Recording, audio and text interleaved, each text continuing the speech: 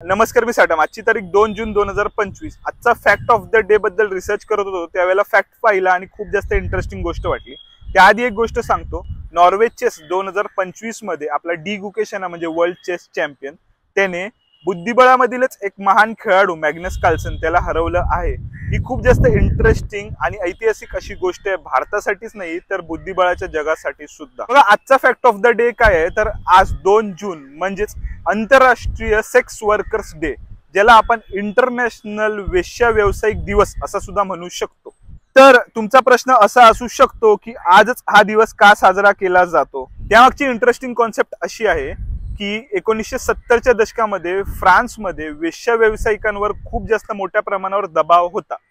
त्याचा विरोध म्हणून तिकडे 1975 मध्ये वेश्या व्यावसायिकांनी एक बंद पुकारला होता आणि ह्याच वेश्या व्यावसायिकांच्या हक्कांच्या सन्मानाखातर 2 जून 1976 पासून इंटरनॅशनल सेक्स वर्कर्स दिवस किंवा आंतरराष्ट्रीय वेश्या व्यावसायिक दिवस म्हणून साजरा केला जातो।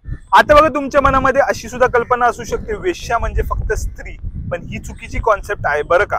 कारण जगामध्ये जवळपास 4 करोड किंवा 4.25 करोड वेश्या व्यावसायिक असतील, त्यापैकी 80% महिला असल्या म्हणजे एकंदरीत या व्यवसायामध्ये किंवा हॅशटॅग धंद्यामध्ये महिलांचं प्राबल्य असलं तरी सुद्धा 20% पुरुष आहेत आणि त्याचबरोबर तृतीयपंथी सुद्धा ह्या व्यवसायामध्ये आपली पकड बनवण्याचा प्रयत्न करत आहेत। देखा, पहले धंधे के लिए हम लड़कियां सिर्फ आपस में लड़ती थी, अब ये लोग भी हमारा धंधा खा रहे हैं।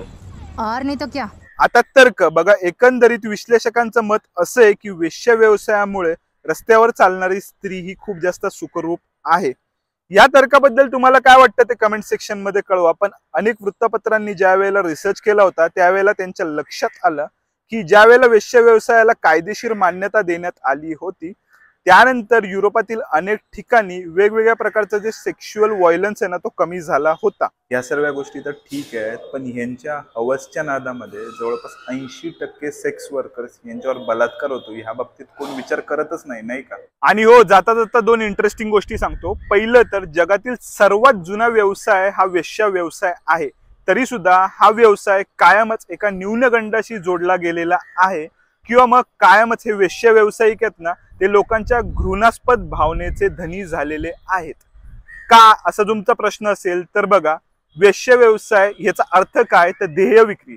हा शब्द कितीही घृणास्पद किंवा कितीही वाईट ऐकायला वाटत असला तरी सुद्धा हे सत्य आहे। आणि हो, ध्येय विक्री हे इतकीच गोष्ट या वेश्या व्यवसायामध्ये नाहीये, तर ध्येय विक्री बरोबर भावनेचा सुद्धा सौदा होतो, किती जरी कोणी जरी ह्या गोष्टीला इग्नोर केला तरी सुद्धा। आणि बघा, आपला हा जो भावना प्रधान समाज आहे ना, तो कधीच भावनांच्या धंद्याला दुजोरा देणार नाही। आणि दुसरी फॅक्ट, आपल्या राज्यघटनेतील मूलभूत अधिकारांमधील 14वा कलम आहे ना, ते प्रत्येकाला समानतेचा अधिकार देतं, प्रत्येकाला समानतेने वागणूक द्यायची आणि प्रत्येकाकडे समानतेने पाहायचा असा उद्देश करतं। पण एकंदरीत कुठलाही धंदा पाहाल ना, तर त्यामध्ये समानता ही कुठल्याही स्तरावर अस्तित्वात नाही।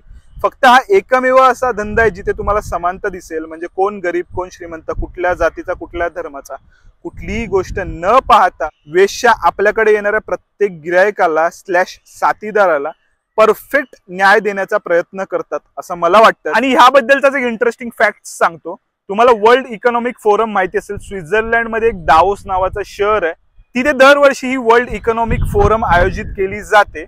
2025 मध्ये आणि आधी सुद्धा वेगवेगळ्या वेळेला वृत्तपत्रांनी रिपोर्ट्स डिक्लेअर केलेले आहेत। त्यानुसार 2025च फक्त मी तुम्हाला सांगतो की याच वर्ल्ड इकॉनॉमिक फोरमच्या वेळेला जवळपास 10 करोड रुपयाचा धंदा झाला होता वेश्या व्यावसायिकांचा। आता तुम्ही मला सांगा, वर्ल्ड इकॉनॉमिक फोरम मध्ये जगातील मोठमोठे लीडर्स जगाचे प्रश्न सोडवायला जातात की बाकी एकंदरीत तुम्हाला या विषयाबद्दल काय वाटतं ते कमेंट सेक्शन मध्ये कळवा। त्याचबरोबर आंतरराष्ट्रीय सेक्स वर्कर दिवसाच्या त्या प्रत्येक वेश्येला जिने काही ना काही प्रमाणावर आपल्या समाजासाठी योगदान देऊन आपला समाज सुरक्षित ठेवण्यासाठी प्रयत्न केला, तिला हार्दिक हार्दिक शुभेच्छा। त्याचबरोबर आता माझ्याच एका कवितेतील 4 ओळी म्हणतो आणि हा व्हिडिओ संपवतो। तर बघा, ही मेरी कहाणी नावाची माझी कविता आहे ना, ती एका वेश्येचं मनोगत आहे। तर तिचं असं मत आहे, ह्या शेवटच्या ओळी आहेत की अब उम्र के साथ कमर ने और काम के साथ दाम ने साथ छोड़ दिए, कुछ पल की जिंदगी जीने के लिए हर पल का मरना है, और मरते मरवाते इन चीखी चिल्लाती गलियों में खो जाना है, अब आदत हो गई है। बाकी हर हर महादेव।